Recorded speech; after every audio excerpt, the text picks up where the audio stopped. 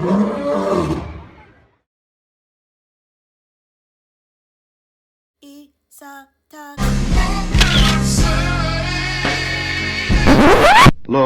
children are an heritage of the Lord, and the fruit of the womb is his reward. As arrows are in the hand of a mighty man, so are children of the youth. Happy is the man that hath his quiver full of them.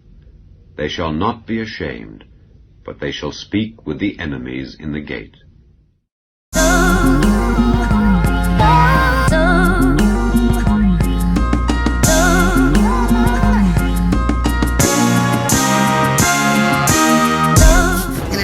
Called The First Global Revolution, authored by Alexander King and Bertrand Schneider, on pages 104 and 105, it stated, "In searching for a new enemy to unite us, we came up with the idea that pollution, the threat of global warming, water shortages, famine and the like would fit the bill. All these dangers, of course, will be caused by human intervention that will require a global response." That's the origin of global warming, ladies and gentlemen. It's possible. Tell me what's it's possible to do. That in 15 or 20 years we can completely redo it. If we have to mobilize, this is how important it is, and how important that we do it quickly. We have to mobilize the same way we did when we entered World War II in 1941. We have to fully mobilize everything we have and put it into changing the energy system over. And not just here in the United States, but all over the world. It's going to be the biggest business project in the history of the world. Fortunes, billions of dollars are going to be made. Hundreds of thousands of people are going to be employed. We're going to have clean air. We're going to have so many benefits from it. It's not going to cost us anything once we get going with it. It's not going to cost us anything. Only the people that don't understand it think it's going to. Not doing it will be catastrophic. We'll have 8 degrees. We'll be 8 degrees hotter in not 10, but in 30 or 40 years, and basically none of the crops will grow. Most of the people will have died, and the rest of us will be cannibals. Civilization will have broken down. What the few people that are left will be living in a failed state like Somalia or Sudan. And living conditions will be intolerable. The droughts will be so bad there'll be no more corn growing. Not doing it is suicide. Just like dropping bombs on each other, nuclear weapons is suicide. So we've got to stop doing the two suicidal things, which are hanging on to our nuclear weapons and global and then after that we've got to stabilize the population. When I was born, there were so what's wrong with the population? I mean, with too many people.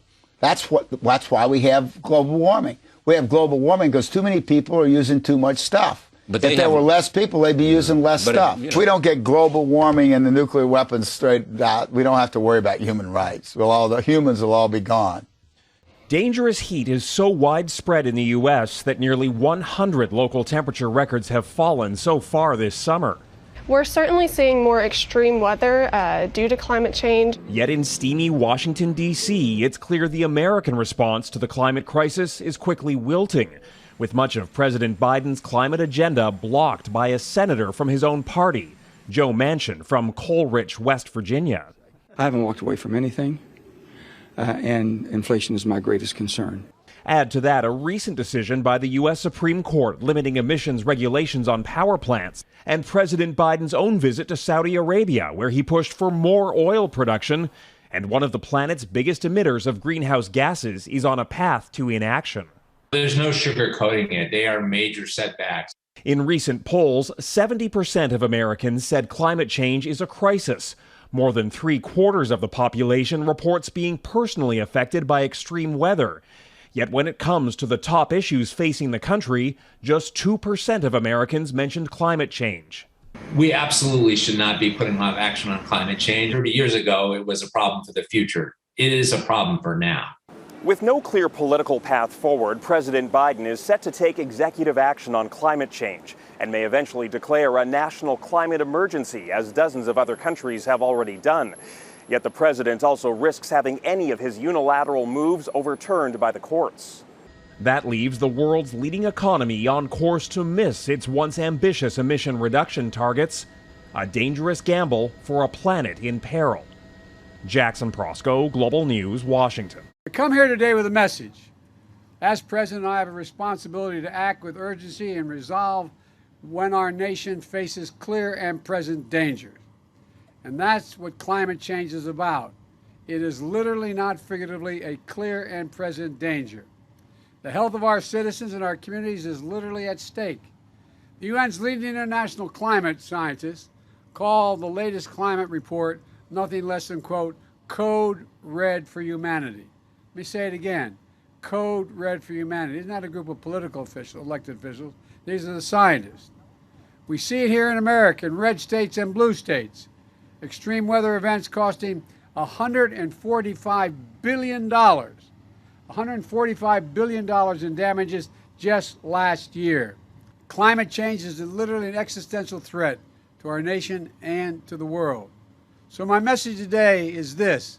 Since Congress is not acting as it should, and these guys here are, but we're not getting many Republican votes, this is an emergency, and I will look at it that way. I said last week, and I'll say it again loud and clear. As president, I'll use my executive powers to combat the climate crisis in the absence of congressional action, notwithstanding their incredible action. In the coming days, my administration will announce the executive actions we have developed to combat this emergency. We need to act. We just take a look around. Right now, 100 million Americans are under heat alert. 100 million Americans. 90 communities across America set records for high temperatures just this year, including here in New England as we speak. And this crisis impacts every aspect of our everyday life. That's why today I'm making the largest investment ever, $2.3 billion, to help communities across the country build infrastructure that's designed to withstand the full range of disasters we've been seeing up to today. Extreme heat, drought, flooding, hurricanes, tornadoes. Right now, there are millions of people suffering from extreme heat at home.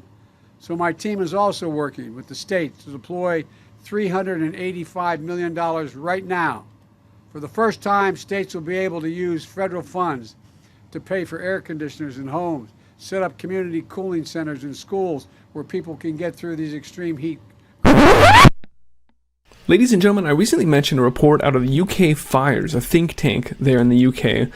This document called Absolute Zero, which describes across a few different industries how we will, over the course of the next few years, reduce carbon emissions and reach a net zero future, a zero emissions future, decarbonized supply chains. You've heard it described in a few different ways for years now, beginning way back when the Club of Rome talked about, we're just going to tell everyone that humanity is the enemy and we have to end human activity. It's the same thing. That was just 100 years ago. And so now it looks like this. It looks like the UN saying we're in a race to zero carbon emissions. New presidents coming in saying, yeah, I'm going to rejoin the Paris Agreement and we're going to have net zero emissions by 2050. But what does it mean? What does that look like? If you ask The Guardian, who, by the way, is on board with the agenda, they're one of the consultants with the WEF, they're basically the propaganda marketing arm of the net zero emissions agenda. In their view, which is basically a sales pitch and should be pretty attractive, even then it looks terrible, but let's at least afford them a chance to give us their propagandist pitch here. Landscapes from coast to coast would be transformed, carpeted in wind turbines and solar panels with enough new transmission lines to wrap around the Earth 19 times. Sounds great. The populace would whiz past in their electric cars to and from homes equipped with induction stoves for cooking and heat pumps for heating. The air, though, the air would be pristine. It's an appealing vision. According to Eric Larson at Princeton, in general, it will be a more pleasant place to live once we get to net zero emissions. Cleaner air, which it seems to be their only selling point, and we will have done everything we can to avoid disastrous climate change.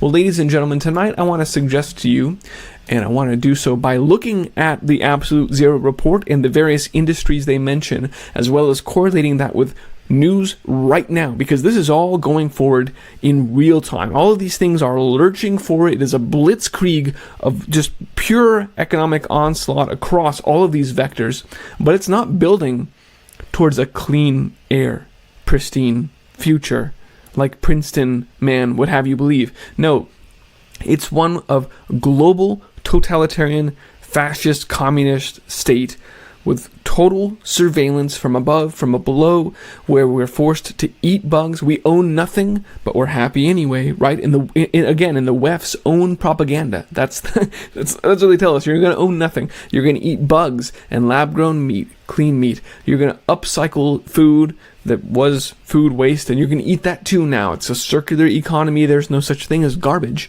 We just turn it into something else now.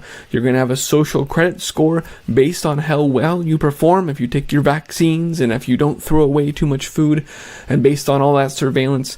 And if you do your Sunday worship of Gaia, then maybe you'll get a little bit of fake meat this week, some of the Soylent Green. Otherwise, sorry, this is not pristine air. This is a terrible totalitarian state, one that has been envisioned for longer even than the Club of Rome has been around, and they're building it now.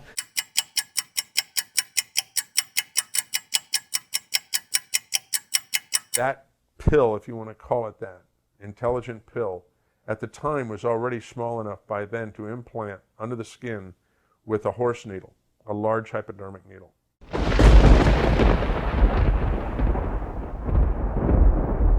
You think we're just going to put all these videos up and go into the scriptures, but we're deceiving you? Go ahead. Therefore, rejoice, ye heavens, and ye that dwell in them. Woe to the inhabitants of the earth and of the sea, for the devil is come down unto you, having great wrath, because he knoweth that he hath but a short time.